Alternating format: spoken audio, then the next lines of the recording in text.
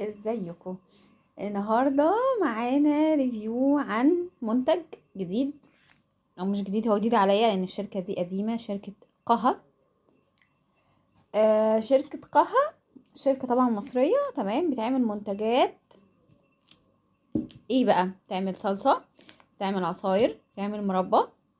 مش عارفه اذا كانت بتعمل حاجه تانية مثلا توابل او حاجه تانية ولا لا، دول اللي انا عارفاهم. طيب ما جبتيش مربى ليه؟ بصراحه انا ما بحبش المربى، فماليش فيها قوي يعني، فما قدرتش ان انا ارشحها ولا اقول عنها اي حاجه. انما الصلصه طبعا كلنا بنستخدمها. الكيس ده انا شايف ان هو حجمه كويس جدا، وده كان سعره 15 جنيه. 15 جنيه. انا جايباه من حد يعني عنده ضمير، فبيبيع الحاجه مش بسعر مش مؤفور يعني. مش عارفه، ممكن تلاقوه في حته تانية بسعر مختلف، مش عارفه الحقيقه. ودي عصير مانجا، تمام، اللي هو النكتار ده.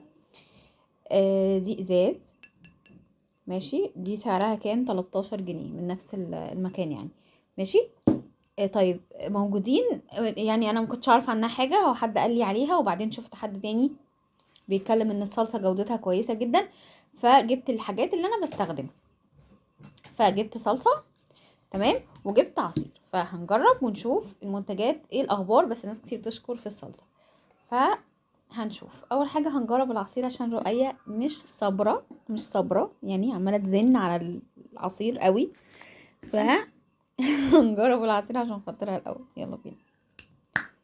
اوكي، اتفضلي يا ستي. زي ما قلت لكم ده عصير مانجا. بيعملوا عصاير تانية بقى كتير، وفي عصاير مش في ازاز يعني، في علب اللي هي العاديه دي. بس ايه الاخبار حضرتك؟ المهم ما علينا، هي هتجرب البتاع.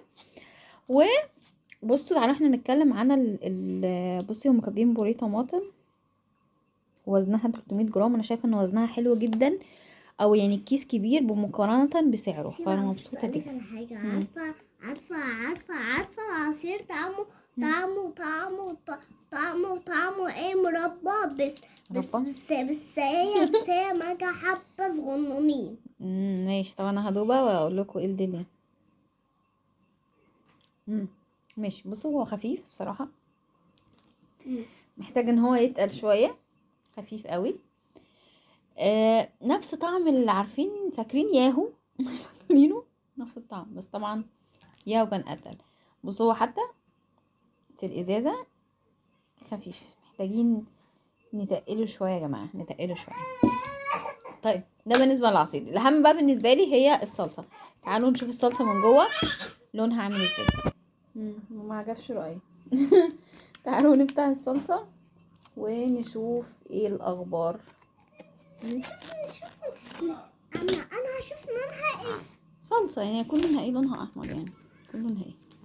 هي حتى جت على ايدي اهي. طيب احنا عايزين عايزه اوريكم من جوه اللون عامل ازاي. استنى. طيب بصوا انا طلعتها بالمعلقه. بصوا لونها حلو قوي، وطعمها دقتها طعمها حلوه الصلصه. لا الصلصه حلوه، جودتها عاليه وحلوه جدا. وانا شايفه ان سعرها مقابل جودتها وحجمها هو كويس جدا.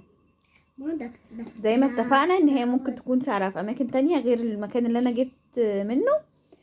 فشوفوا بس يعني هي تستاهل التجربه. وعلى فكره انا جبتها بناء عن تجربه حد قريب مني وواثقه فيه، وفعلا كانت حلوه. تقريبا بيعملوا سمنه، مش متاكده بيعملوا ايه تاني، بس هم اكتر حاجه يعني اليومين دول اتشهروا بيها هي الصلصه الحقيقه. فلذيذه، جربوها. وبس، يا رب يكون النهارده الريفيو عجبكم.